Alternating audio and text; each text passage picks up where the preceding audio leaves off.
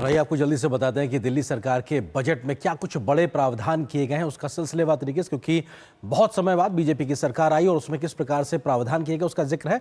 1 लाख करोड़ रुपए का बजट पेश किया गया। ये अपने आप में एक बड़ी रकम है दिल्ली के लिहाज से। इसी तरीके से बाकी तथ्यों पर अगर नजर डालें तो महिला समृद्धि योजना के लिए 5100 करोड़ रुपए का प्रावधान किया गया।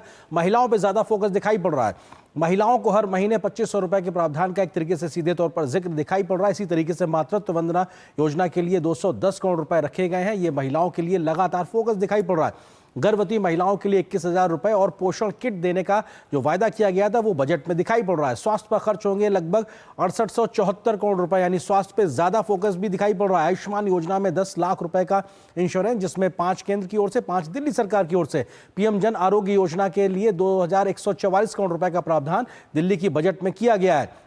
सामाजिक पेंशन योजना के तहत लगभग 3227 करोड़ रुपए का प्रावधान किया गया है और जो लोगों को संबल देता हुआ नजर आएगा। स्मार्ट क्लासेस के लिए 100 करोड़ रुपए, यानी शिक्षा पर भी फोकस, यानी नए तरीके की शिक्षा पर फोकस दिखाई पड़ रहा है। गरीबों के लिए 100 जगह पे 100 कैंटीन खोली जाएंगी, जिसके लिए 100 करोड़ रुपए के बजट का प्रावधान भी बजट में कर दिया गया है। इंफ्रा प्रोजेक्ट के लिए 1000 करोड़ रुपए, ढांचागत विकास पे फोकस साफ तौर पर है। 28,000 करोड़ रुपए से बनेंगे सड़क, पुल, जल निकासी, ट्रांसपोर्ट जैसे तमाम जो ढांचागत सुविधाओं के लिए है, उसके लिए बजट में बड़ा एलोकेशन दिखाया गया। 500 करोड़ रुपए का सीवरेज ट्रीटमेंट प्लांट को लेकर पूरा एक खाका दिया गया है बजट में, यानी कि साफ सुथरी दिल्ली को लेकर।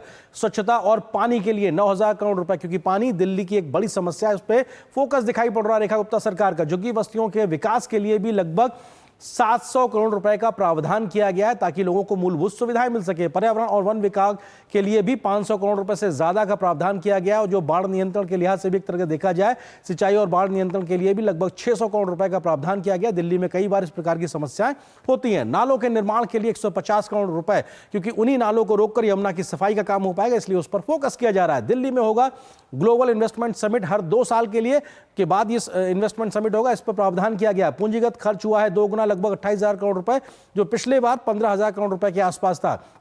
5,000 से ज्यादा इलेक्ट्रिक बसें की एक पूरी खेप जुड़ेगी दिल्ली में, यानी स्वच्छ जो ट्रांसपोर्ट, ई ट्रांसपोर्ट है, वो दिल्ली में बढ़ता दिखाई पड़ेगा। होमगार्ड्स की संख्या बढ़ाकर 25,000 करने का वायदा भी किया गया है, यानी कि सुरक्षा, महिला सुरक्षा पर फोकस दिखाई पड़ेगा। इसी प्रकार से बिजली पर भी लगभग 3847 करोड़ रुपए खर्च किए जाएंगे ताकि निर्बाध तरीके से बिजली लोगों को उपलब्ध होती रहे। दिल्ली के बजट के ये तमाम प्रावधानों का जिक्र किया गया है। सीधे तौर पर अगर बात की जाए तो किस तरीके से महिलाओं पर, इंफ्रा पर, सामाजिक फोकस पे नजर आ रहा है। फिलहाल यहां पर एक छोटे से ब्रेक के लिए रुकते हैं, बहुत जल्द हाजिर होंगे कुछ और खबर।